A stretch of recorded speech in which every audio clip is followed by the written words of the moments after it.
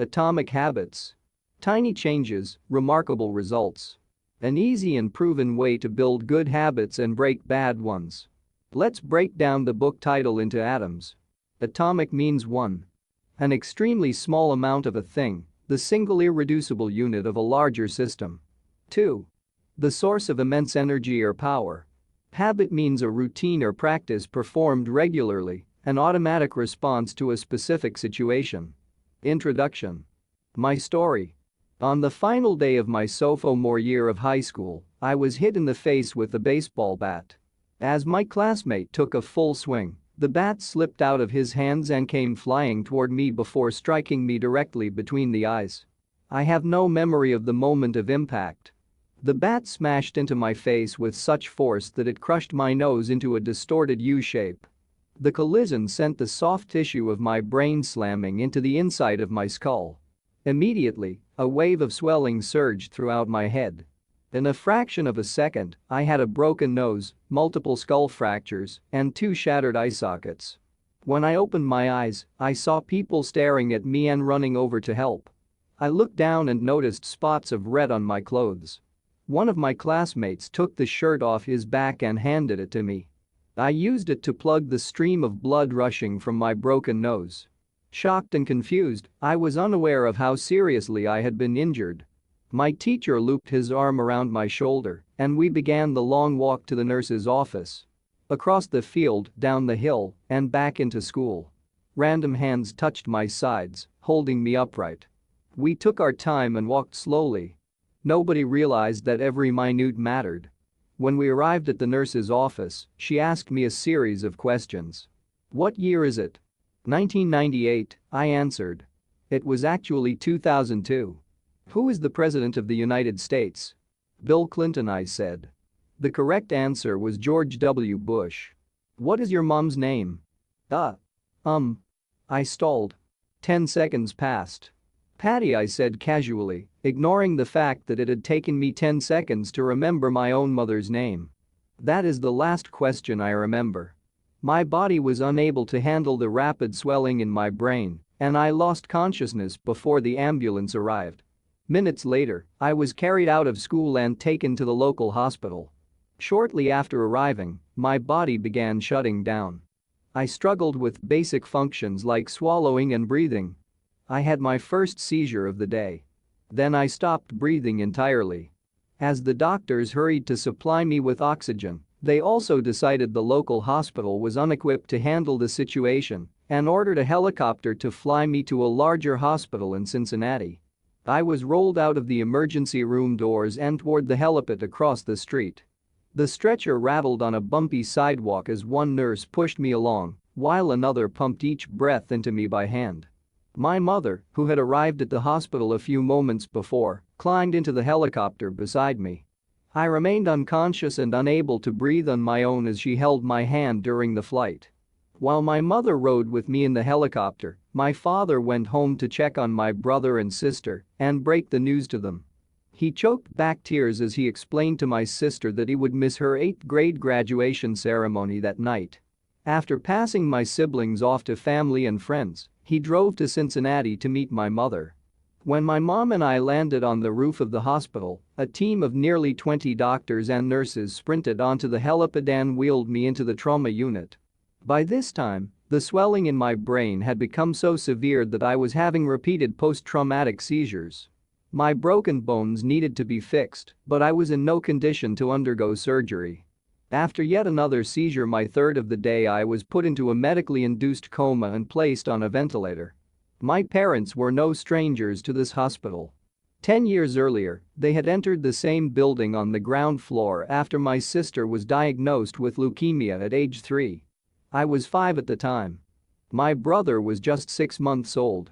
After 2.5 years of chemotherapy treatments, spinal taps, and bone marrow biopsies, my little sister finally walked out of the hospital happy, healthy, and cancer-free. And now, after 10 years of normal life, my parents found themselves back in the same place with a different child. While I slipped into a coma, the hospital sent a priest and a social worker to comfort my parents. It was the same priest who had met with them a decade earlier on the evening they found out my sister had cancer. As day faded into night, a series of machines kept me alive. My parents slept restlessly on a hospital mattress. One moment they would collapse from fatigue, the next they would be wide awake with worry. My mother would tell me later, "It was one of the worst nights I've ever had." My recovery. Mercifully, by the next morning my breathing had rebounded to the point where the doctors felt comfortable releasing me from the coma. When I finally regained consciousness, I discovered that I had lost my ability to smell. As a test, a nurse asked me to blow my nose and sniff an apple juice box. My sense of smell returned, but to everyone's surprise the act of blowing my nose forced air through the fractures in my eye socket and pushed my left eye outward. My eyeball bulged out of the socket, held precariously in place by my eyelid and the optic nerve attaching my eye to my brain. The ophthalmologist said my eye would gradually slide back into place as the air seeped out, but it was hard to tell how long this would take. I was scheduled for surgery 1 week later, which would allow me some additional time to heal. I looked like I had been on the wrong end of a boxing match, but I was cleared to leave the hospital. I returned home with a broken nose, half a dozen facial fractures, and a bulging left eye. The following months were hard. It felt like everything in my life was on pause. I had double vision for weeks, I literally couldn't see straight. It took more than a month, but my eyeball did eventually return to its normal location. Between the seizures and my vision problems, it was 8 months before I could drive a car again. At physical therapy, I practiced basic motor patterns like walking in a straight line. I was determined not to let my injury get me down, but there were more than a few moments when I felt depressed and overwhelmed. I became painfully aware of how far I had to go when I returned to the baseball field 1 year later. Baseball had always been a major part of my life. My dad had played minor league baseball for the St. Louis Cardinals, and I had a dream of playing professionally, too. After months of rehabilitation, what I wanted more than anything was to get back on the field. But my return to baseball was not smooth. When the season rolled around, I was the only junior to be cut from the varsity baseball team. I was sent down to play with the sophomores on junior varsity. I had been playing since age 4, and for someone who had spent so much time and effort on the sport, getting cut was humiliating. I sat in my car and cried as I flipped through the radio, desperately searching for a song that would make me feel better. After a year of self-doubt, I managed to make the varsity team as a senior, but I rarely made it on the field. In total, I played 11 innings of high school varsity baseball, barely more than a single game. Despite my lackluster high school career, I still believed I could become a great player. And I knew that if things were going to improve, I was the one responsible for making it happen. The turning point came 2 years after my injury, when I began college at Denison University. It was a new beginning, and it was the place where I would discover the surprising power of small habits for the first time. How I learned about habits. Attending Denison was one of the best decisions of my life. I earned a spot on the baseball team and, although I was at the bottom of the roster as a freshman, I was thrilled. Despite the chaos of my high school years, I had managed to become a college athlete. I wasn't going to be starting on the baseball team anytime soon, so I focused on getting my life in order. While my peers stayed up late and played video games, I built good sleep habits and went to bed early each night. In the messy world of a college dorm, I made a point to keep my room neat and tidy. These improvements were minor, but they gave me a sense of control over my life. I started to feel confident again. And this growing belief in myself rippled into the classroom as I improved my study habits and managed to earn straight A's during my first year. A habit is a routine or behavior that is performed regularly and, in many cases, automatically. As each semester passed, I accumulated small but consistent habits that ultimately led to results that were unimaginable to me when I started. For example, for the first time in my life, I made it a habit to lift weights multiple times per week, and in the years that followed, my 6-foot 4-inch frame bulked up from a featherweight 170 to a lean 200 pounds. When my sophomore season arrived, I earned a starting role on the pitching staff. By my junior year, I was voted team captain And at the end of the season, I was selected for the all-conference team. But it was not until my senior season that my sleep habits, study habits, and strength training habits really began to pay off. 6 years after I had been hit in the face with a baseball bat, flown to the hospital, and placed into a coma, I was selected as the top male athlete at Denison University and named to the ESPN Academic All-America team. An honor given to just 33 players across the country. By the time I graduated, I was listed in the school record books in 8 different categories. That same year, I was awarded the university's highest academic honor, the President's Medal. I hope you'll forgive me if this sounds boastful. To be honest, there was nothing legendary or historic about my athletic career. I never ended up playing professionally. However, looking back on those years, I believe I accomplished something just as rare. I fulfilled my potential. And I believe the concepts in this book can help you fulfill your potential as well. We all face challenges in life. This injury was one of mine, and the experience taught me a critical lesson. Changes that seem small and unimportant at first will compound into remarkable results if you're willing to stick with them for years. We all deal with setbacks, but in the long run, the quality of our lives often depends on the quality of our habits. With the same habits, you'll end up with the same results. But with better habits, anything is possible. Maybe there are people who can achieve incredible success overnight. I don't know any of them, and I'm certainly not one of them. There wasn't one defining moment on my journey from medically induced coma to academic All-American, there were many. It was a gradual evolution, a long series of small wins and tiny breakthroughs. The only way I made progress, the only choice I had was to start small. And I employed the same strategy a few years later when I started my own business and began working on this book. How and why I wrote this book. In November 2012, I began publishing articles at JamesClear.com. For years, I had been keeping notes about my personal experiments with habits, and I was finally ready to share some of them publicly. I began by publishing a new article every Monday and Thursday. Within a few months, this simple writing habit led to my first 1,000 email subscribers, and by the end of 2013, that number had grown to more than 30,000 people. In 2014, my email list expanded to over 100,000 subscribers, which made it one of the fastest-growing newsletters on the internet. I had felt like an imposter when I began writing 2 years earlier, but now I was becoming known as an expert on habits, a new label that excited me, but also felt uncomfortable. I had never considered myself a master of the topic, but rather someone who was experimenting alongside my readers.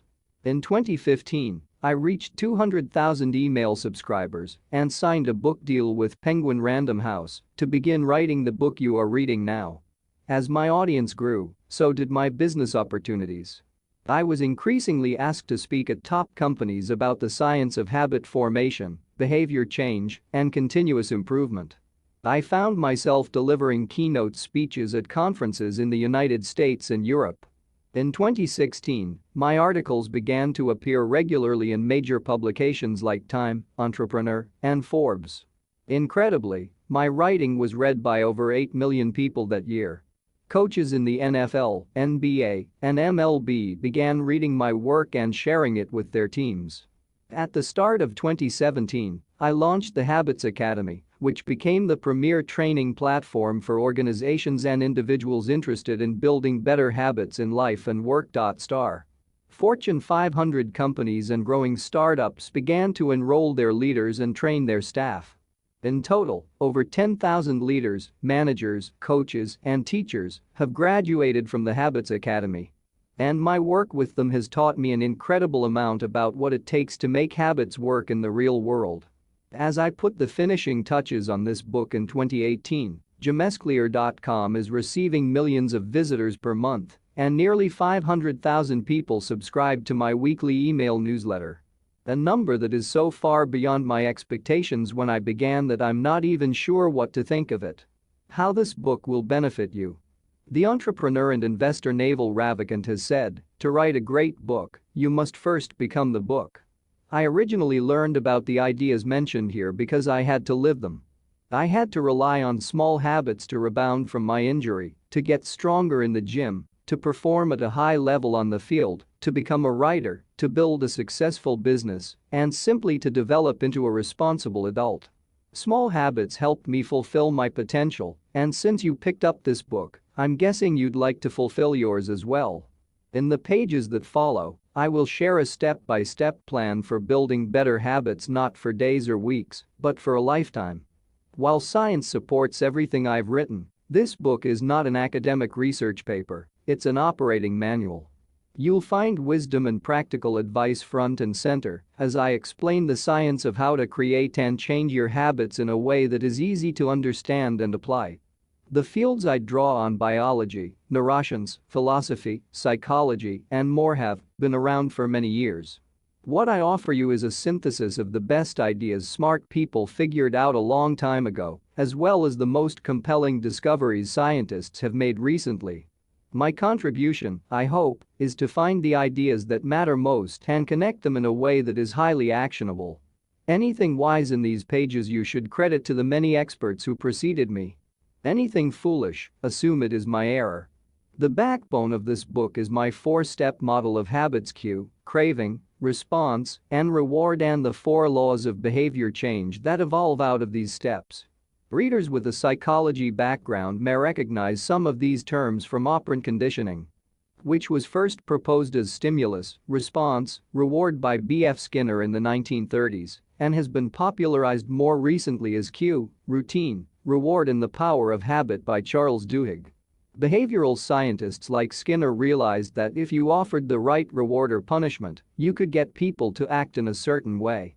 But while Skinner's model did an excellent job of explaining how external stimuli influenced our habits, it lacked a good explanation for how our thoughts, feelings, and beliefs impact our behavior.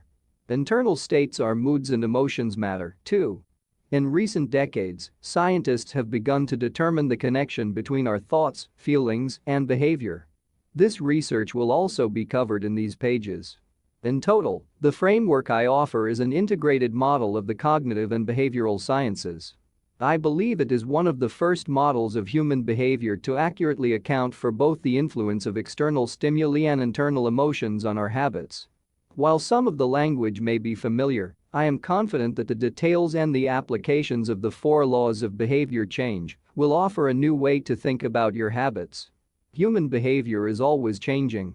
Situation to situation, moment to moment, second to second. But this book is about what doesn't change. It's about the fundamentals of human behavior. The lasting principles you can rely on year after year. The ideas you can build a business around, build a family around, build a life around. There is no one right way to create better habits, but this book describes the best way I know, an approach that will be effective regardless of where you start or what you're trying to change. The strategies I cover will be relevant to anyone looking for a step-by-step system for improvement, whether your goals center on health, money, productivity, relationships, or all of the above. As long as human behavior is involved, this book will be your guide.